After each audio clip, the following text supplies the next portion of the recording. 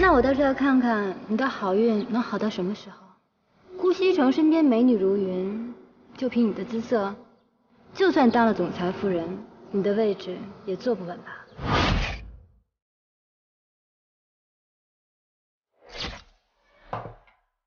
你的脸型很好，不需要动刀。医生，我并不想开刀，我的意思是，你有没有其他办法能让我的下巴更尖一点，脸上轮廓更好看一点呢？你如果一定要做调整的话，脸部嘛，打一些瘦脸针和轮廓针。下巴，我可以给你注射一些药物，起到填充的作用。好，那我大概什么时候可以做呢？我想快点，因为我马上就要结婚了。好，我现在就给你安排注射，让你做一个完美的新娘。好。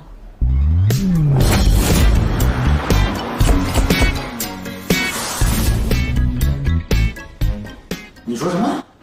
你要结婚？对啊，请柬不是给你们家送过去了吗？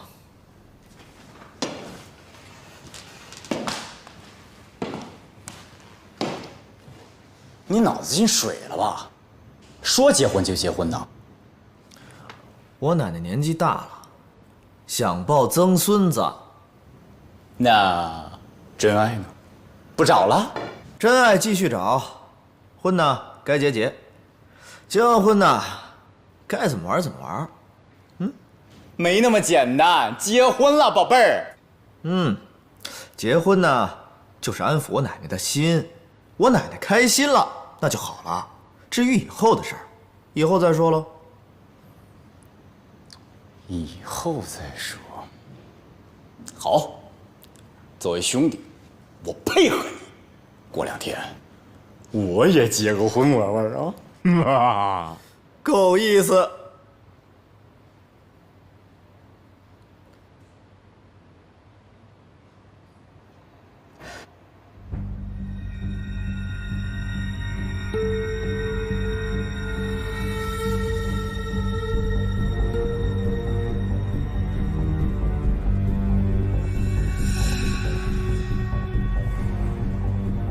我的脸到底怎么回事？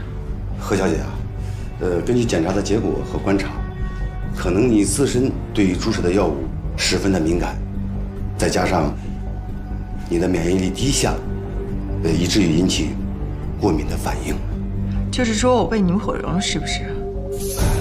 我马上就要结婚了，你知不知道我嫁的是谁？你赔得起吗？何小姐啊，发生这样的事情啊，我们谁都不愿意看到。这种药物在其他人身上注射的时候，从来没有发生过这样的反应。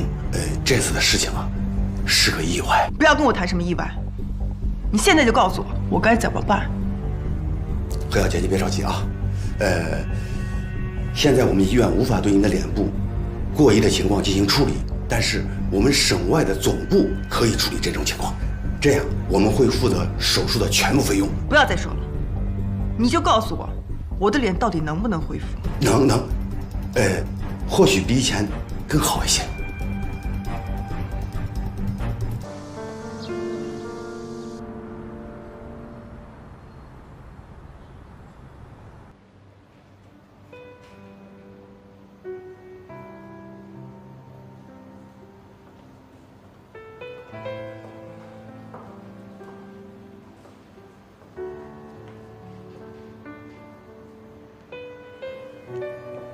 西城啊，奶奶，奶奶知道你对我有些不满，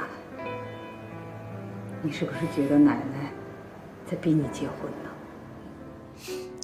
奶奶没有，我没有要怪您的意思，因为我们之间根本就不认识，突然一下要生活在一起，还要睡在一起，我怕我适应不了这样的生活。人这辈子啊，总是要找个伴儿的。我年纪大了，说不定什么时候啊，就去找你爸爸他们去了。所以趁我还在，就想给你找一个称心如意的媳妇儿陪着你。人和人之间啊，那都是相处出来的，知道吗？奶奶现在唯一的心愿啊，就是能早一点看到你的孩子，那样我也就没有什么好牵挂的。